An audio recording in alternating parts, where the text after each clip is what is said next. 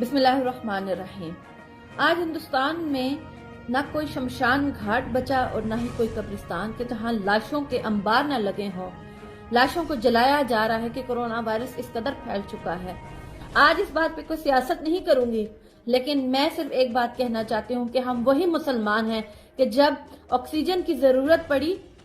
اور ہندوستان میں آکسیجن کی کمی ہوگی تو ہمارے ہی ملک میں فیصل ایدھی صاحب نے ان کو یہ پیغام بھجوایا کہ ہم آپ کے ساتھ کھڑے ہیں اور ہماری طرف سے آپ کو جو بھی امداد کی ضرورت ہے ہم دینے کو تیار ہیں۔ یہ ایک مسلمان کا، ایک انسانیت کا جذبہ ہے، کیونکہ اسلام ہمیں یہ سکھاتا ہے۔ میں ہندوستان سے ایک سوال کرنا چاہتی ہوں کہ آج آپ کی پولیس ہر محلے اور ہر کوچے میں جا جا کے اعلان کری ہے کہ آپ لوگ اپنی تراویحوں میں، اپنی نمازوں میں یہ دعا کریں کہ اللہ تعالیٰ کورونا وائرس کو ہندوستان سے ختم کر دے۔ لیکن ایک سوال، کیا آپ لوگ یہ جس وجہ سے آپ لوگوں کے ملک میں یہ کرونا پھیلا ہے، یہ کرونا میں صرف ہندوستان کی بات نہیں کری، پوری دنیا میں پھیلا ہے، لیکن ہندوستانیوں سے میرا سوال ہے کہ کیا لاک ڈاؤن جو آپ نے پچھلے 2 سالوں سے مقبوضہ کشمیر کے کشمیریوں کے اوپر لگایا ہوا ہے، کیا وہ انسان نہیں تھے؟ کیا ان ماؤں بہنوں بیٹیوں کی آہیں پکار سسکیاں اللہ نے نہیں سنی؟ آج شمشان گھاٹ میں جب آپ لوگ اپنے پیاروں کو جلا رہے ہوں گے، دفنا رہے ہوں گے، تب آپ کو خیال نہیں آیا ہوگا کہ مقبوضہ کشمیر کے کشمیری اپنے بچوں کی ڈیڈ باڈیز کے لیے بھی پیٹتے تھے، رویا کرتے تھے کہ ہمارے بچوں کی لاشیں ہمیں ہندوستانی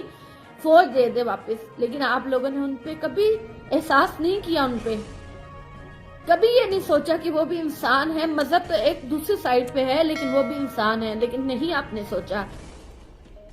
آج بھی میں ہندوستان کے لوگوں سے کہوں گی کہ آج آپ تبلیغی جماعت کے لوگوں کے اوپر جب پچھلے سال آپ لوگوں نے فتویٰ لگایا، جب پچھلے سال آپ نے ان پہ انضامات لگائے کہ ان لوگوں کی وجہ سے کورونا پھیل رہا ہے اور تبلیغ کو بند کیا جائے، اور آپ لوگوں نے ان کے اوپر مختلف کیسز ڈال دیے، ان کو جیلوں میں ڈالا گیا، ان پہ پابندی لگائی گئی، تو آج یہی تبلیغی جماعت والے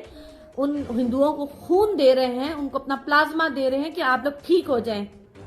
آج میرا ہندوستان کے رہنے والے ہر ہندو سے سوال ہے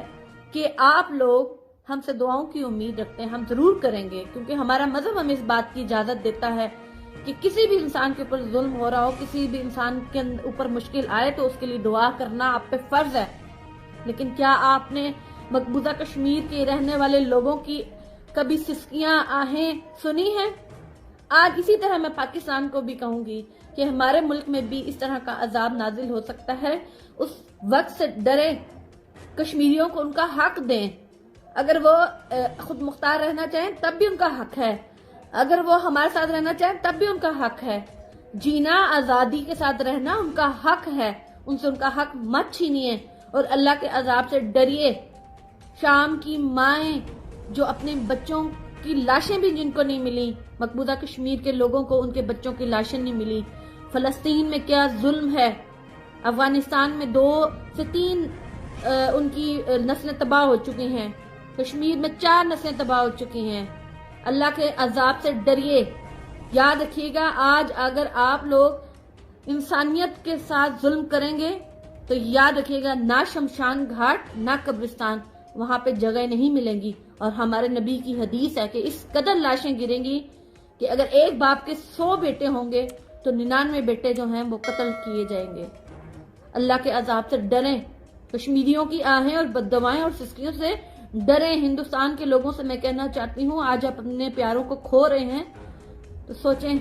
کہ کشمیر کے لوگ پچھلے 73 سال سے لاشیں دے رہے ہیں، اپنی بیٹیوں کی عصمتیں دے رہے ہیں، کیونکہ وہ صرف آزادی مانگتے ہیں۔ ڈریں اس وقت سے۔